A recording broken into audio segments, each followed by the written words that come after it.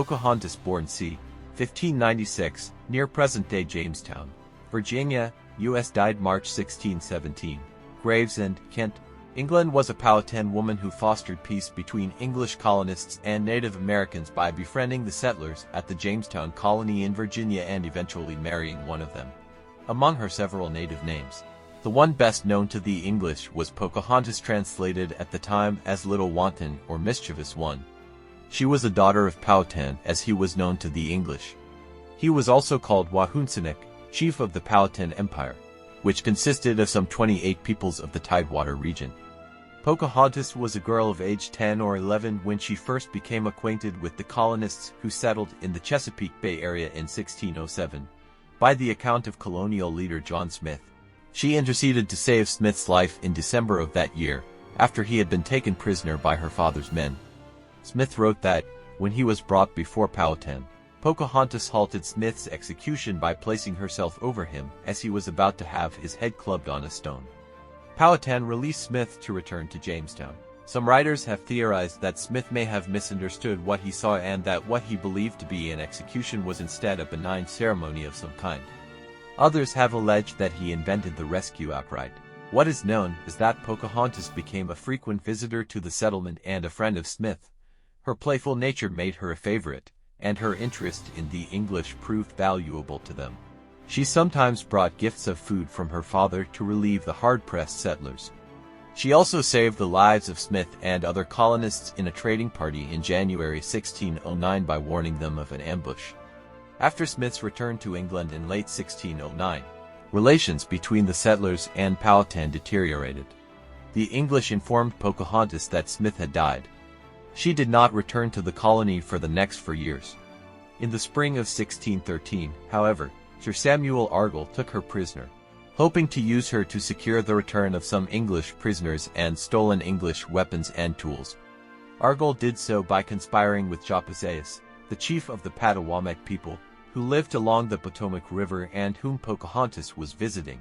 Jamestown and his wife lured Pocahontas onto Argall's ship, where Argall kept her until he could take her to Jamestown. Although Pocahontas's father released 7 English prisoners, an impasse resulted when he did not return the weapons and tools and refused to negotiate further.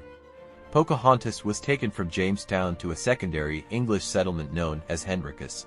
Treated with courtesy during her captivity, Pocahontas was converted to Christianity and was baptized Rebecca. She accepted a proposal of marriage from John Rolfe, a distinguished settler. Both the Virginia governor, Sir Thomas Dale, and Chief Powhatan agreed to the marriage, which took place in April 1614. Following the marriage, peace prevailed between the English and the Native Americans as long as Chief Powhatan lived.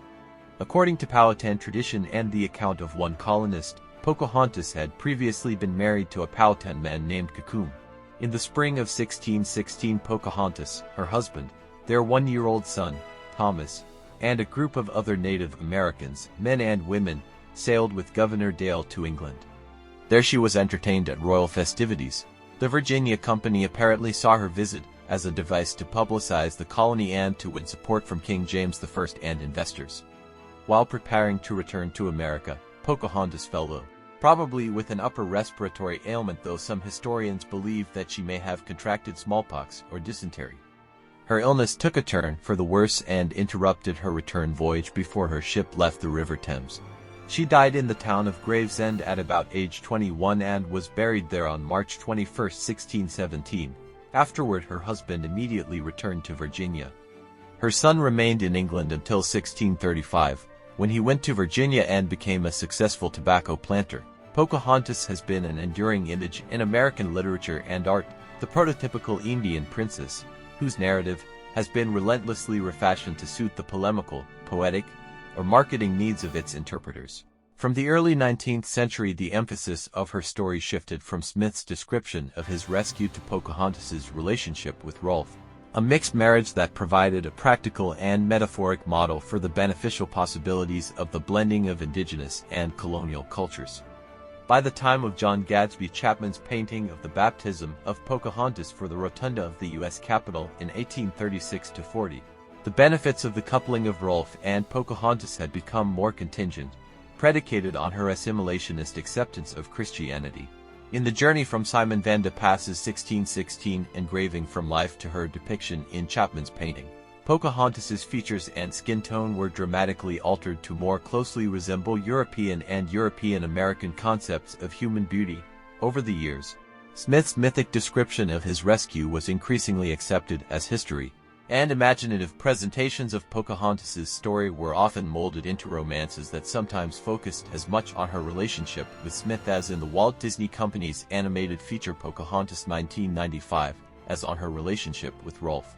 In the run-up to the American Civil War, according to cultural historian Robert P. Tilton, abolitionists claimed Pocahontas as a symbol of the possibility of racial harmony, while Southerners pointed to her and Rolfe as progenitors of Southern aristocracy, who offered an alternative national foundation myth to the Northern version centered on the Pilgrims. Pocahontas even found her way into rock music. Canadian singer-songwriter Neil Young's P in Pocahontas, from his album Rest Never Sleeps 1979, casts her as the object of male romantic desire situated in pristine, unspoiled America.